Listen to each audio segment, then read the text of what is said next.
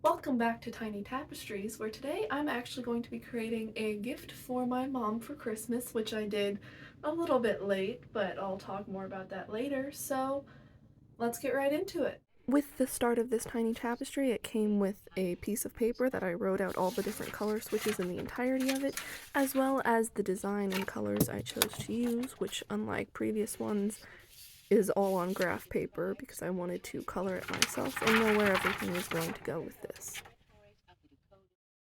What's different with this tiny tapestry compared to all the other ones I've created previously is that I actually made the pattern for this one.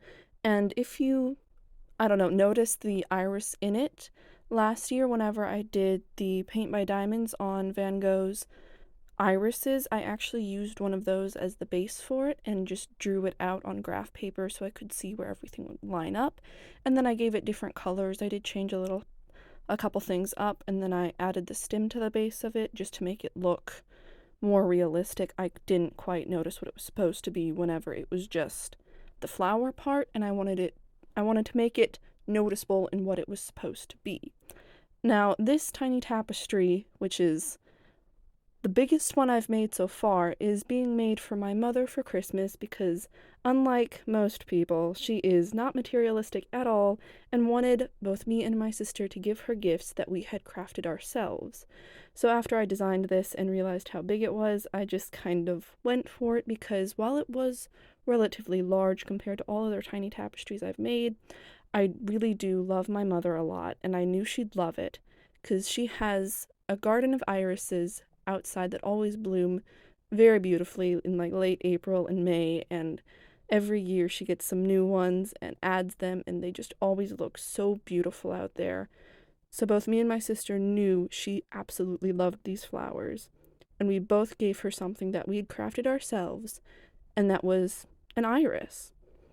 And honestly, this took me a while, a very long while, but overall, I didn't have too many problems with it. I thought I'd have some issues with all the colors I had in the actual tiny tapestry, but I was able to switch through the colors relatively easily.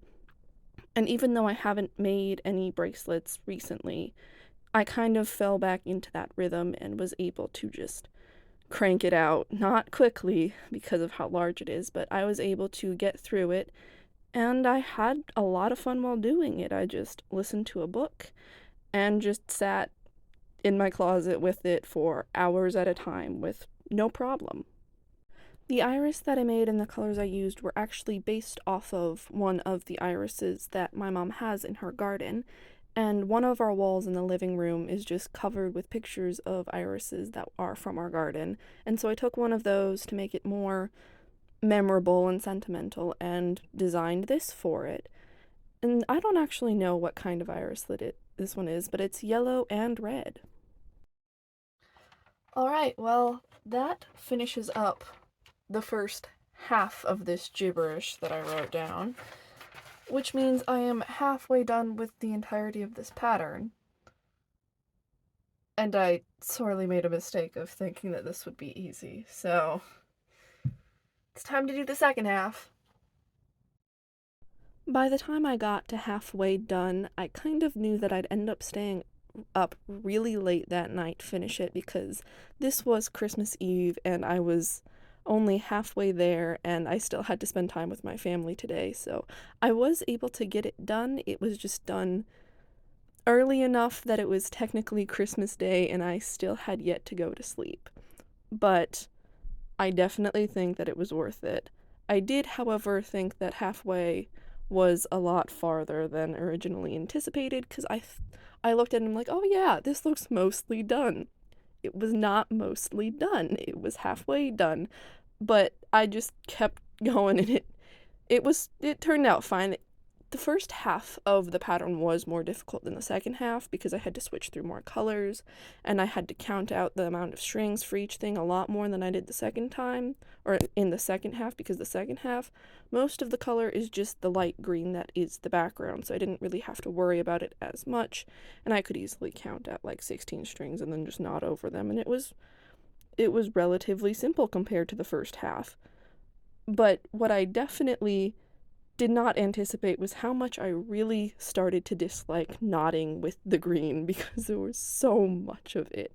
I do like that I decided to do a colorful background instead of just like a black or white background because I was kind of trying to replicate grass behind the flower and I thought that green was a good shade for it.